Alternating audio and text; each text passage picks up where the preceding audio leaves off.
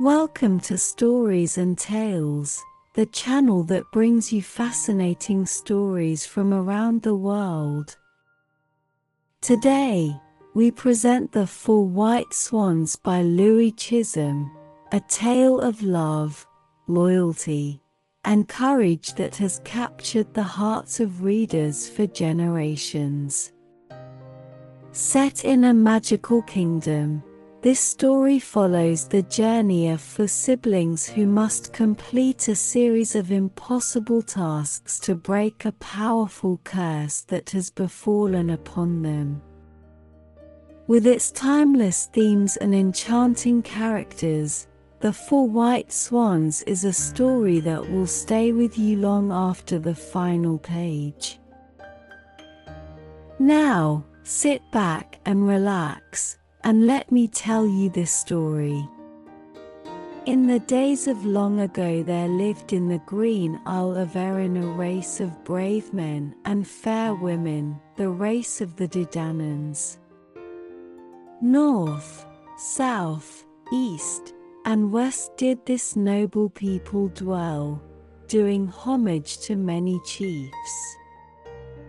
But one blue morning after a great battle the Dedanans met on a wide plain to choose a king.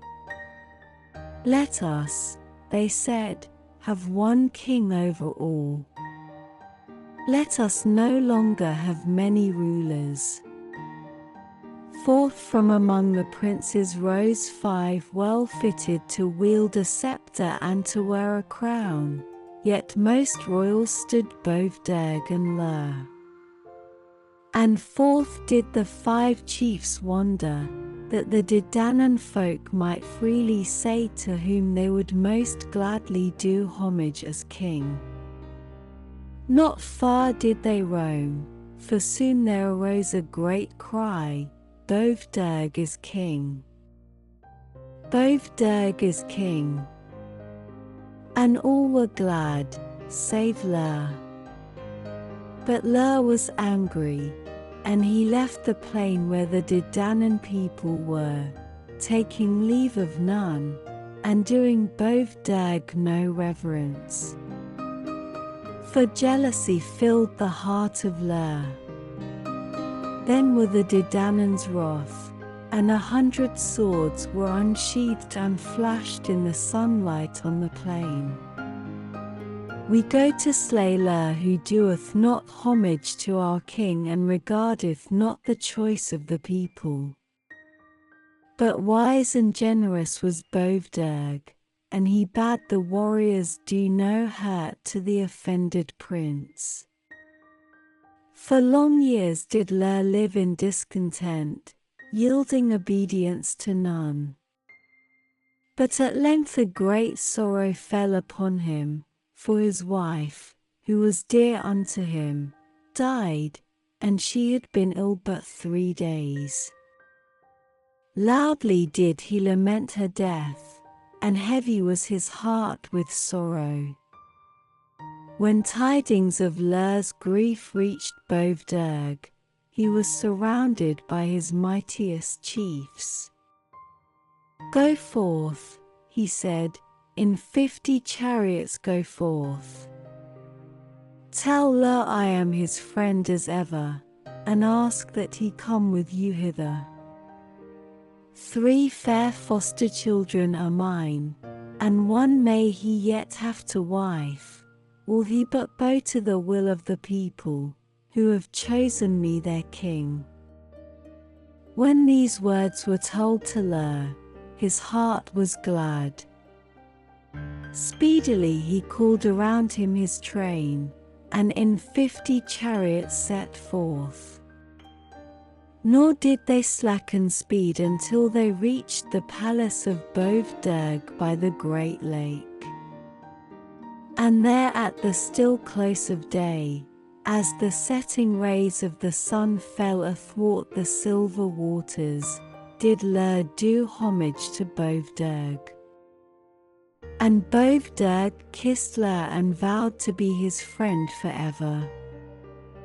And when it was known throughout the Dedanan host that peace reigned between these mighty chiefs, brave men and fair women and little children rejoiced, and nowhere were there happier hearts than in the green Isle of Erin.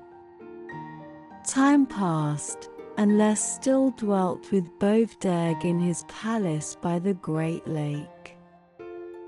One morning the king said, "Full well thou knowest my 3 fair foster daughters, nor have I forgotten my promise that one thou shouldst have to wife. Choose her whom thou wilt." Then Ler answered, "All are indeed fair, and choice is hard. But give unto me the eldest, if it be that she be willing to Wednesday." And Eve, the eldest of the fair maidens, was glad, and that day was she married to Ler, and after 2 weeks she left the palace by the great lake and drove with her husband to her new home. Happily dwelt Ler's household and merrily sped the months. Then were born unto Ler twin babes. The girl they called Finola, and her brother did they name Ed. Yet another year passed and again twins were born, but before the infant boys knew their mother, she died. So sorely did Ler grieve for his beautiful wife that he would have died of sorrow, but for the great love he bore his motherless children. When news of Eve's death reached the palace of Bovderg by the great lake, all mourned aloud for love of Eve and sore pity for Ler and his 4 babes. And Bovderg said to his mighty chiefs, "Great indeed is our grief, but in this dark hour shall Ler know our friendship.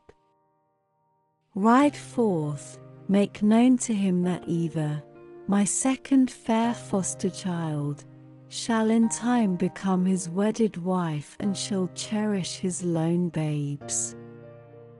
So messengers rode forth to carry these tidings to Ler, and in time Ler came again to the palace of Bovderg by the great lake, and he married the beautiful Eva and took her back with him to his little daughter, Finola, and to her 3 brothers, Ed, Fiachra and Con.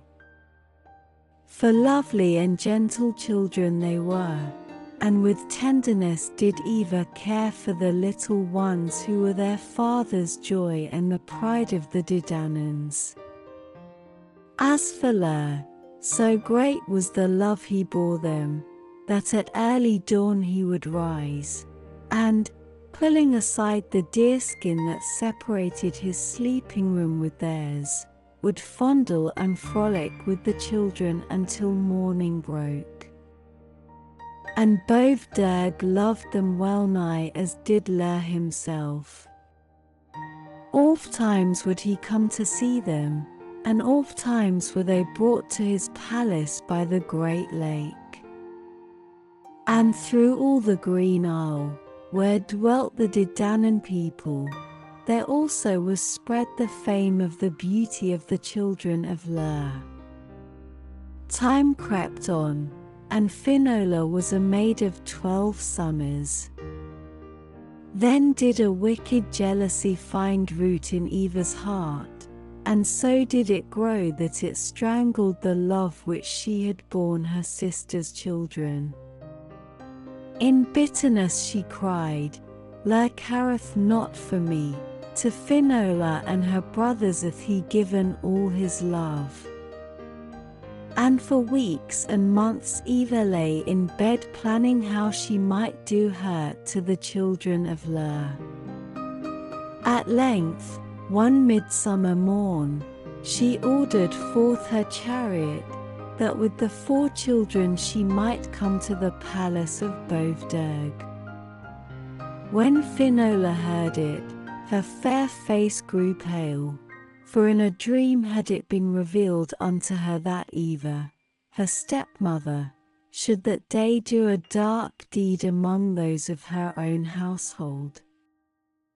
Therefore was Finola sore afraid, but only her large eyes and pale cheeks spake her woe, as she and her brothers drove along with Eva and her train. On they drove, the boys laughing merrily, heedless alike of the black shadow resting on their stepmother's brow, and of the pale, trembling lips of their sister. As they reached a gloomy pass, Eva whispered to her attendants, "Kill, I pray you, these children of Ler, for their father careth not for me, because of his great love for them. Kill them, and great wealth shall be yours." But the attendants answered in horror, "We will not kill them. Fearful, O Eva, were the deed, and great is the evil that will befall thee, for having it in thine heart to do this thing." Then Eva, filled with rage, drew forth her sword to slay them with her own hand, but too weak for the monstrous deed, she sank back in the chariot. Onward they drove, out of the gloomy pass into the bright sunlight of the white road. Daisies with wide open eyes looked up into the blue sky overhead. Golden glistened the buttercups among the shamrock. From the ditches peeped forget-me-not. Honeysuckle scented the hedgerows. Around, above, and afar, carolled the linnet, the lark, and the thrush. All was colour and sunshine, scent and song, as the children of Ler drove onward to their doom. Not until they reached a still lake were the horses unyoked for rest. There Eva bade the children undress and go bathe in the waters. And when the children of Ler reached the water's edge, Eva was there behind them, holding in her hand a fairy wand. And with the wand she touched the shoulder of each. And, lo! As she touched Finola, the maiden was changed into a snow-white swan, and behold! As she touched Ede, Fiacre, and Con, the three brothers were as the maid. For snow-white swans floated on the blue lake, and to them the wicked Eva chanted a song of doom. As she finished, the swans turned towards her, and Finola spake. "Evil is the deed thy magic wand hath wrought, O Eva, on us the children of Ler, but greater evil shall befall thee, because of the hardness and jealousy of thine heart." And Finola's white swan breast heaved as she sang of their pitiless doom. The song ended, again spake the swan maiden. "Tell us, O Eva, when death shall set us free." And Eva made answer, 300 years shall your home be on the smooth waters of this lone lake. 300 years shall ye pass on the stormy waters of the sea betwixt Erin and Alba, and 300 years shall ye be tempest-tossed on the wild western sea.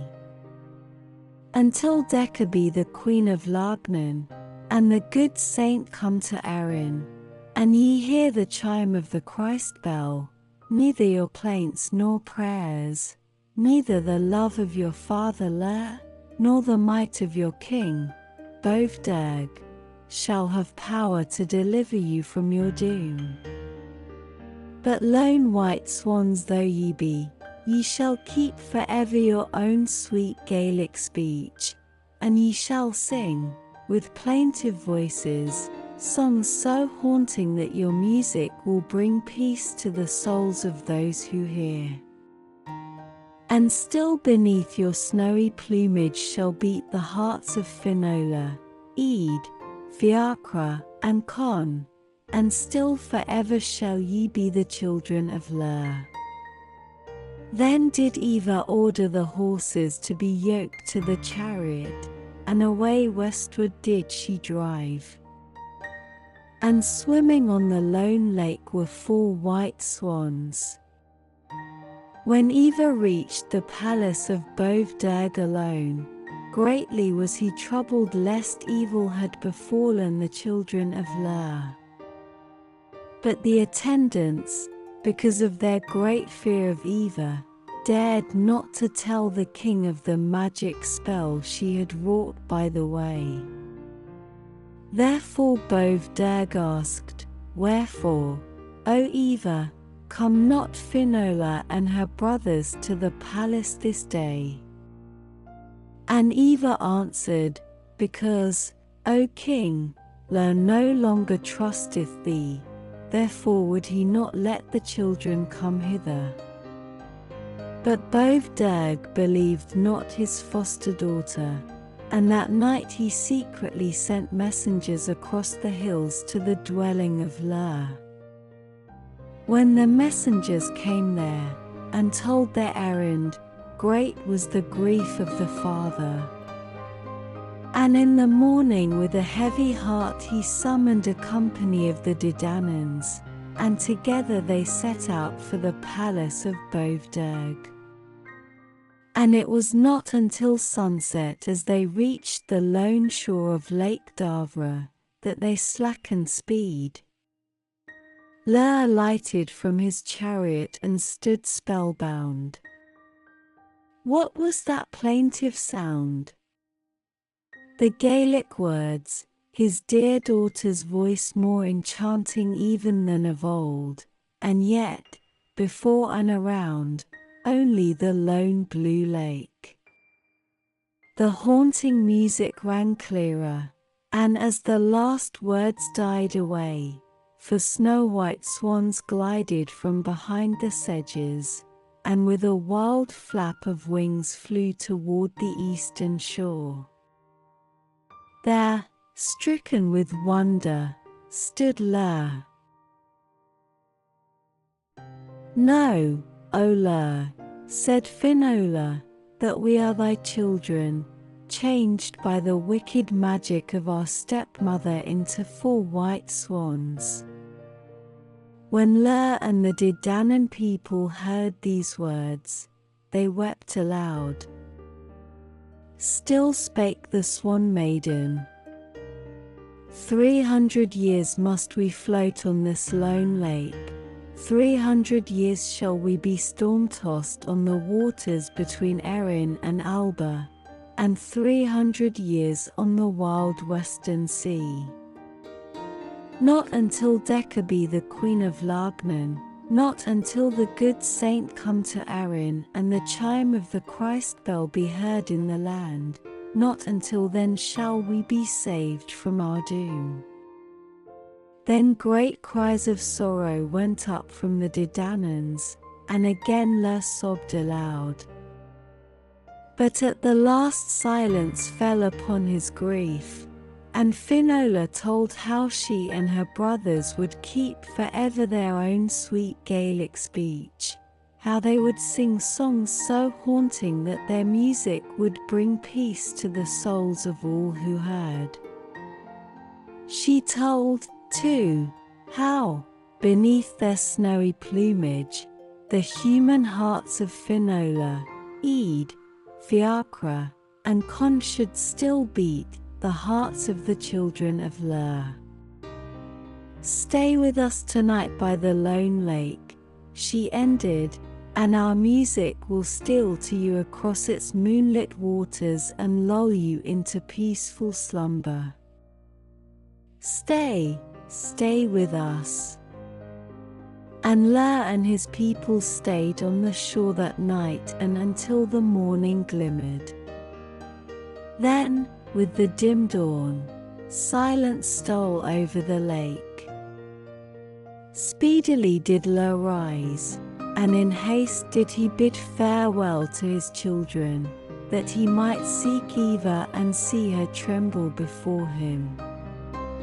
Swiftly did he drive and straight, until he came to the palace of Bovderg, and there by the waters of the great lake did Bovderg meet him. "O, Ler, wherefore have thy children come not hither?" And Eva stood by the king. Stern and sad rang the answer of Ler. "Alas! Eva, your foster child, hath by her wicked magic changed them into 4 snow-white swans. On the blue waters of Lake Darvra dwell Finola, Eid, Fiacra, and Con, and thence come I that I may avenge their doom." A silence as the silence of death fell upon the three, and all was still save that Eva trembled greatly. But ere long Bovderg spake. Fierce and angry did he look, as, high above his foster daughter, he held his magic wand. Awful was his voice as he pronounced her doom. "Wretched woman, henceforth shalt thou no longer darken this fair earth, but as a demon of the air shalt thou dwell in misery till the end of time." And of a sudden from out her shoulders grew black, shadowy wings, and, with a piercing scream, she swirled upward, until the awe-stricken Dedanan saw naught save a black speck vanish among the lowering clouds. And as a demon of the air do Eva's black wings swirl her through space to this day.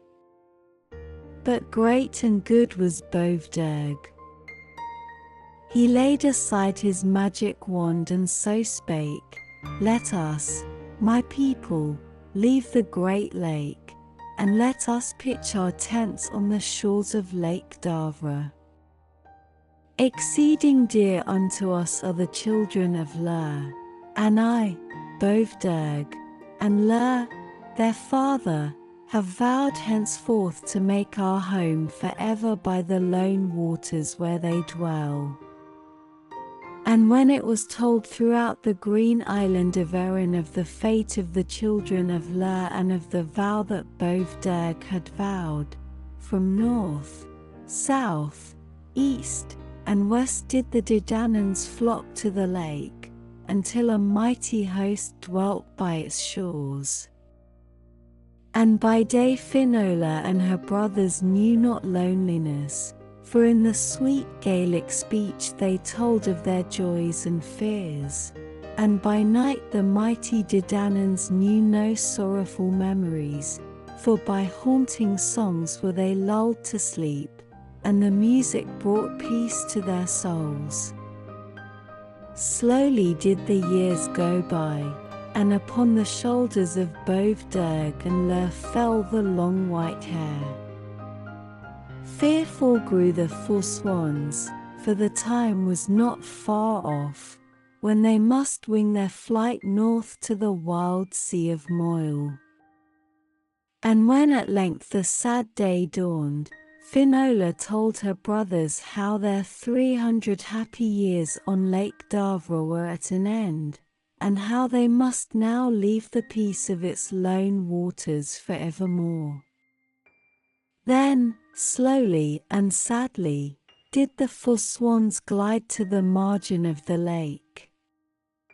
Never had the snowy whiteness of their plumage so dazzled the beholders, never had music so sweet and sorrowful floated to Lake Darvra's sunlit shores. As the swans reached the water's edge, silent were the 3 brothers, and alone Finola chanted a farewell song. With bowed white heads did the Dedanan host listen to Finola's chant, And when the music ceased and only sobs broke the stillness, the four swans spread their wings, and, soaring high, paused but for one short moment to gaze on the kneeling forms of Ler and Bovderg.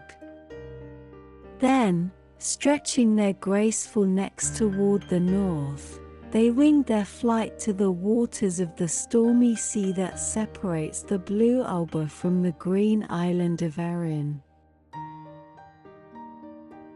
And when it was known throughout the green isle that the 4 white swans had flown, so great was the sorrow of the people that they made a law that no swan should be killed in Erin from that day forth. With hearts that burned with longing for their father and their friends, did Finola and her brothers reach the Sea of Moyle. Cold and chill were its wintry waters, black and fearful were the steep rocks overhanging Alba's far-stretching coasts. From hunger, too, the swans suffered. Dark indeed was all, and darker yet as the children of Ler remembered the still waters of Lake Davra and the fond Didanan host on its peaceful shores. Here the sighing of the wind among the reeds no longer soothed their sorrow, but the roar of the breaking surf struck fresh terror in their souls.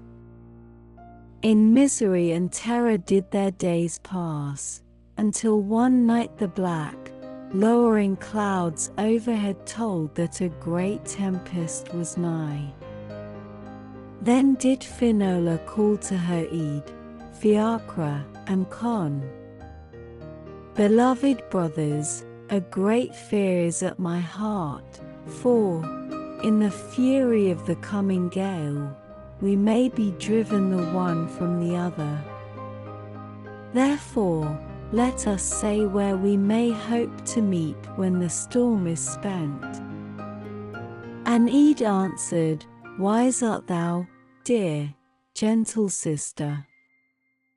If we be driven apart, may it be to meet again on the rocky isle that has ofttimes been our haven, for well known is it to us all, and from far can it be seen. Darker grew the night, louder raged the wind, as the 4 swans dived and rose again on the giant billows.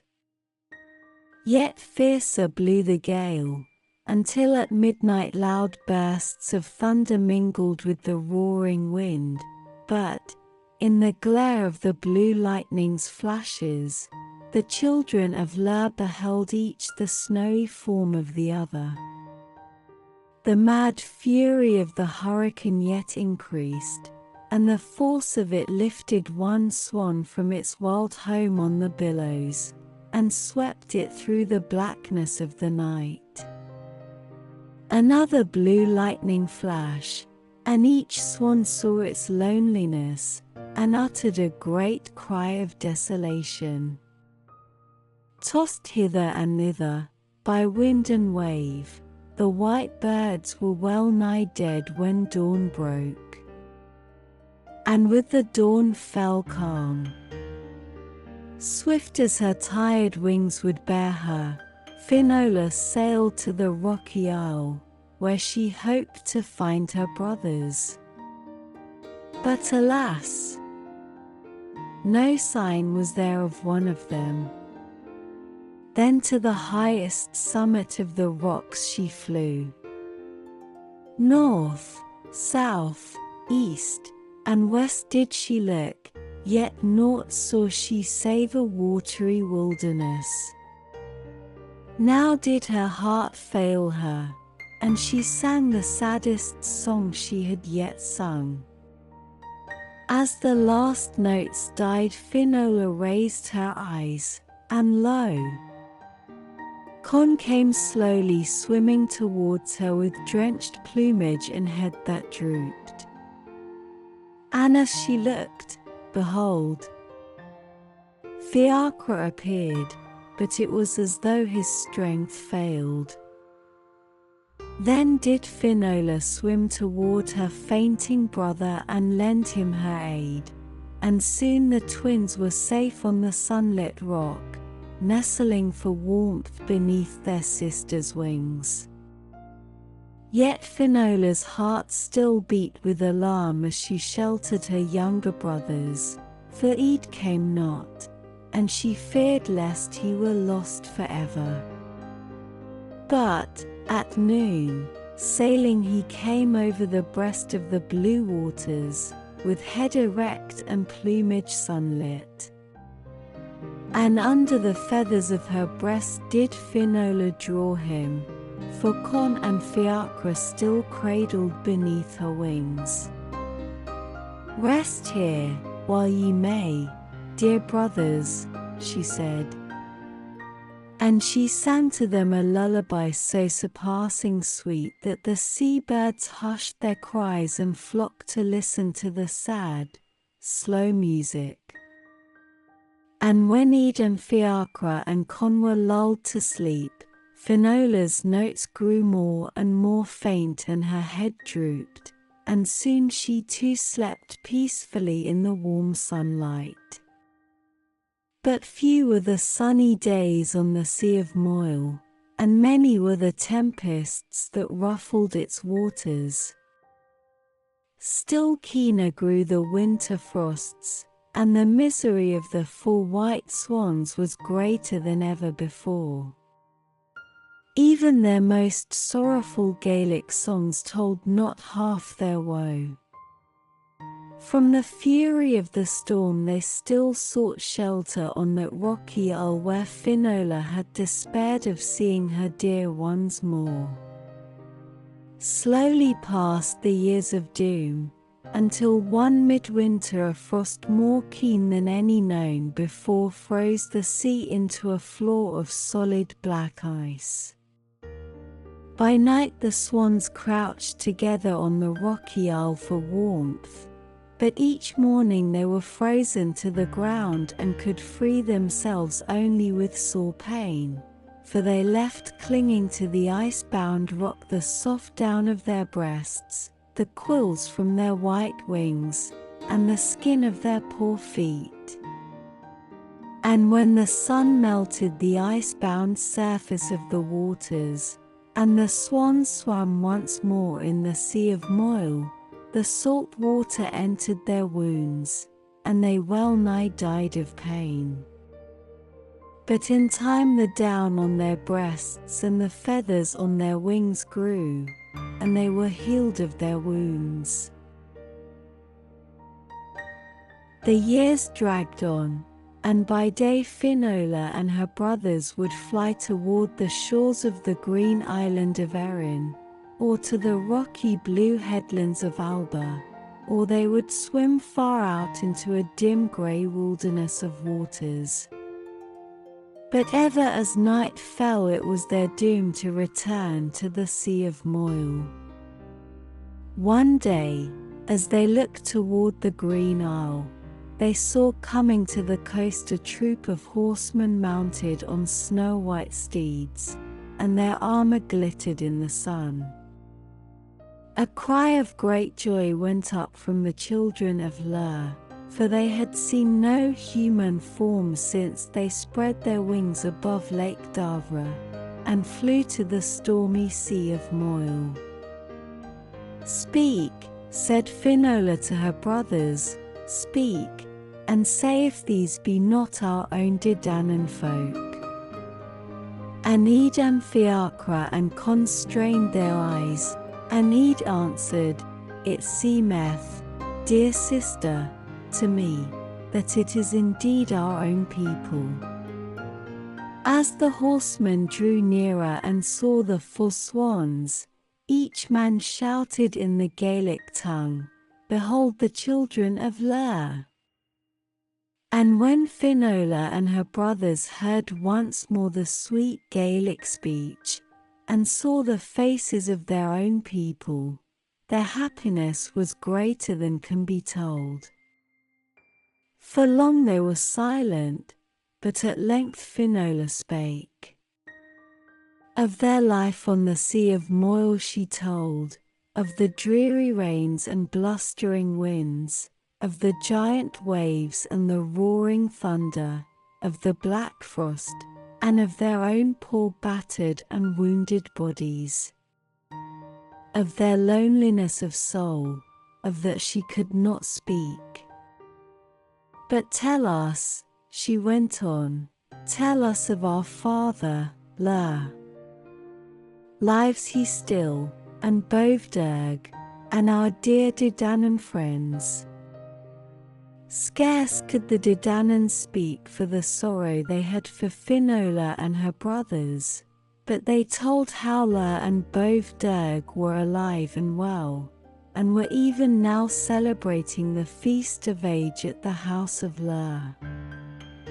But for their longing for you, your father and friends would be happy indeed.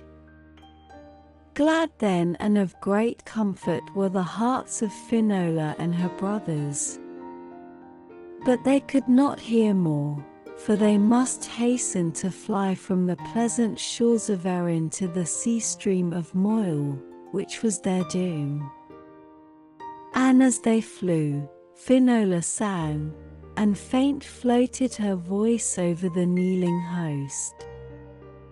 As the sad song grew fainter and more faint, the Didanans wept aloud. Then, as the snow-white birds faded from sight, the sorrowful company turned the heads of their white steeds from the shore, and rode southward to the home of Ler.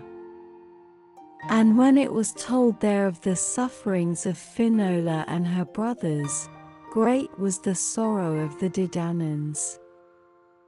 Yet was Ler glad that his children were alive, and he thought of the day when the magic spell would be broken, and those so dear to him would be freed from their bitter woe.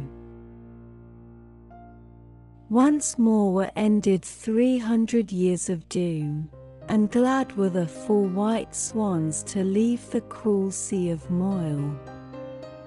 Yet might they fly only to the wild western sea, and tempest-tossed as before, here they in no way escaped the pitiless fury of wind and wave.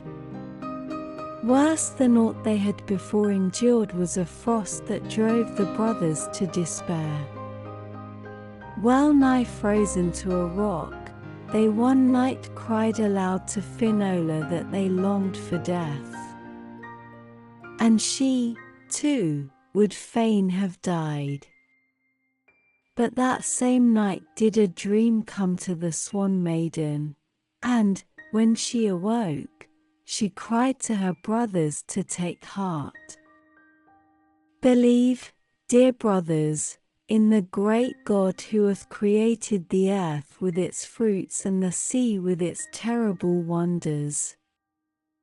Trust in him, and he will yet save you.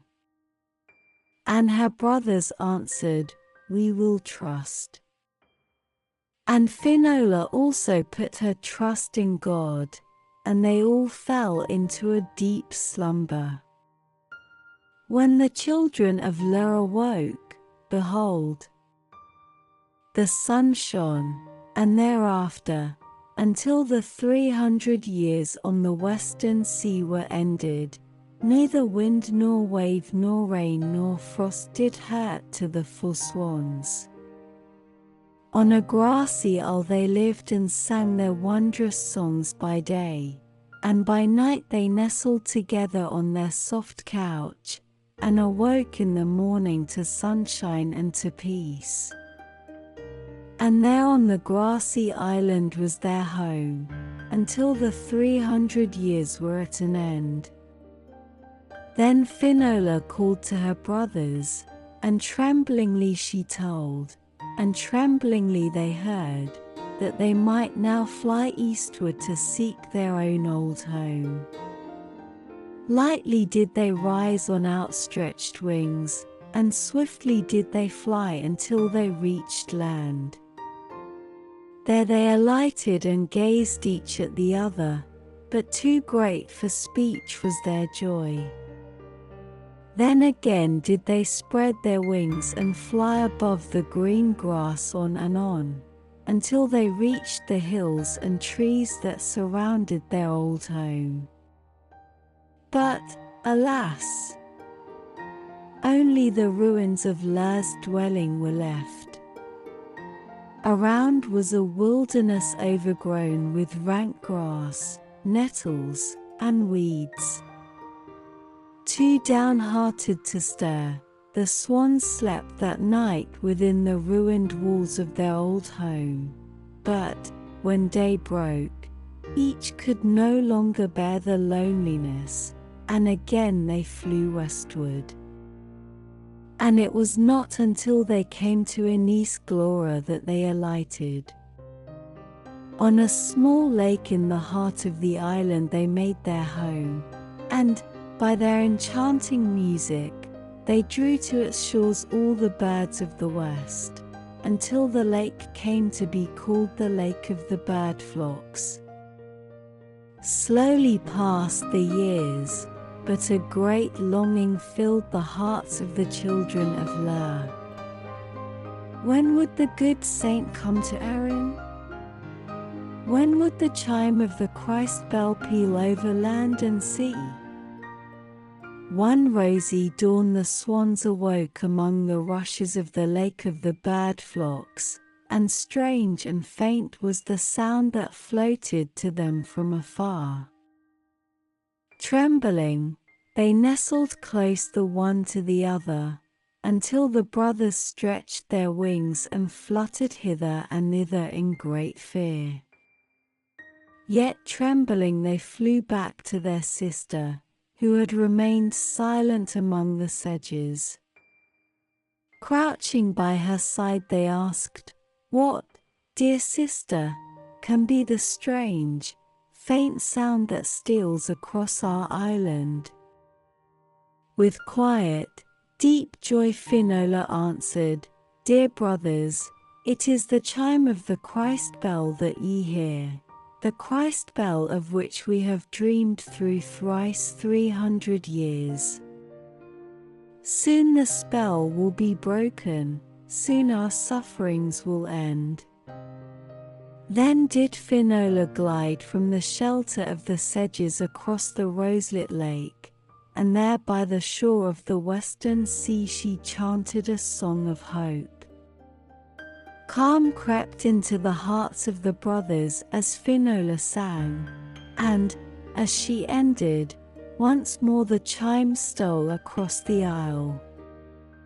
No longer did it strike terror into the hearts of the children of Lur, rather as a note of peace did it sink into their souls. Then, when the last chime died, Finola said, "Let us sing to the great King of heaven and earth." Far stole the sweet strains of the white swans, far across Enis Glora, until they reached the good Saint Kemek, for whose early prayers the Christ bell had chimed. And he, filled with wonder at the surpassing sweetness of the music, stood mute. But when it was revealed unto him that the voices he heard were the voices of Finola and Edom Fiacra and Con, who thanked the high God for the chime of the Christ bell, he knelt and also gave thanks, for it was to seek the children of Lur that the saint had come to Enis Glora. In the glory of noon, Kemek reached the shore of the little lake, and saw 4 white swans gliding on its waters. And no need had the saint to ask whether these indeed were the children of Lur. Rather did he give thanks to the high God who had brought him hither. Then gravely the good Kemek said to the swans, "Come ye now to land, and put your trust in me, for it is in this place that ye shall be freed from your enchantment." These words the 4 white swans heard with great joy, and coming to the shore they placed themselves under the care of the saint. And he led them to his cell, and there they dwelt with him. And Chemek sent to Aaron for a skillful workman, and ordered that 2 slender chains of shining silver be made. Betwixt Finola and Ed did he clasp 1 silver chain, and with the other did he bind Fiacre and Con. Then did the children of Ler dwell with the holy Chemek, and he taught them the wonderful story of Christ that he and Saint Patrick had brought to the Green Isle. And the story so gladdened their hearts that the misery of their past sufferings was well nigh forgotten, and they lived in great happiness with the saint. Dear to him were they, dear as though they had been his own children. Thrice 300 years had gone since Eva had chanted the fate of the children of Ler. Until Decca be the queen of Lagnan, until the good saint come to Aaron, and ye hear the chime of the Christ bell, shall ye not be delivered from your doom. The good saint had indeed come, and the sweet chimes of the Christ bell had been heard, and the fair Decca was now the queen of King Lagnan. Soon were tidings brought to Decca of the Swan Maiden and her 3 swan brothers. Strange tales did she hear of their haunting songs. It was told her, too, of their cruel miseries. Then begged she her husband, the king, that he would go to Chemek and bring to her these human birds. But Lagnan did not wish to ask Chemek to part with the swans, and therefore he did not go. Then was Decca angry, and swore she would live no longer with Lagnan, until he brought the singing swans to the palace. And that same night she set out for her father's kingdom in the south. Nevertheless Lagnan loved Decca, and great was his grief when he heard that she had fled. And he commanded messengers to go after her, saying he would send for the white swans if she would but come back. Therefore Decca returned to the palace, and Lagnan sent to Chemek to beg of him the 4 white swans. But the messenger returned without the birds. Then was Lagnan wroth, and set out himself for the cell of Chemek. But he found the saint in the little church, and before the altar were the 4 white swans. Is it truly told me that you refused these birds to Queen Decca? Asked the king. It is truly told, replied Chemek. Then Lagnan was more wroth than before, and seizing the silver chain of Finola and Ed in the one hand, and the chain of Fiacre and Con in the other, he dragged the birds from the altar and down the aisle, and it seemed as though he would leave the church. And in great fear did the saint follow. But lo! As they reached the door, the snow-white feathers of the 4 swans fell to the ground, and the children of Ler were delivered from their doom. For was not Decca the bride of Lagnan, and the good saint had he not come, and the chime of the Christ bell was it not heard in the land? But aged and feeble were the children of Ler. Wrinkled were their once fair faces, and bent their little white bodies. At the sight Lagnan, affrighted, fled from the church, and the good Chemek cried aloud, Woe to thee, O king! Then did the children of Ler turn toward the saint, and thus Finola spake, Baptize us now, we pray thee, for death is nigh. Heavy with sorrow are our hearts that we must part from thee, thou Holy One, and that in loneliness must thy days on earth be spent. But such is the will of the high God. Here let our graves be digged, and here bury our full bodies, Con standing at my right side, Fiacre at my left, and Ede before my face, for thus did I shelter my dear brothers for thrice 300 years neath wing and breast. Then did the good Chemic baptize the children of Ler, and thereafter the saint looked up, and lo! He saw a vision of full lovely children with silvery wings, and faces radiant as the sun, and as he gazed they floated ever upward, until they were lost in a mist of blue. Then was the good Chemic glad, for he knew that they had gone to heaven. But, when he looked downward, forworn bodies lay at the church door, and Chemic wept sore. And the saint ordered a wide grave to be digged close by the little church, and there were the children of Ler buried, Con standing at Finola's right hand, and Fiacre at her left, and before her face her twin brother Ede. And the grass grew green above them, and a white tombstone bore their names, and across the grave floated morning and evening the chime of the sweet Christ bell. And that concludes the Four White Swans by Louey Chisholm, a tale of bravery, loyalty, and the enduring power of love. We hope you enjoyed this enchanting story as much as we did. If you enjoyed this video, please consider leaving a like or comment below and sharing it with your friends.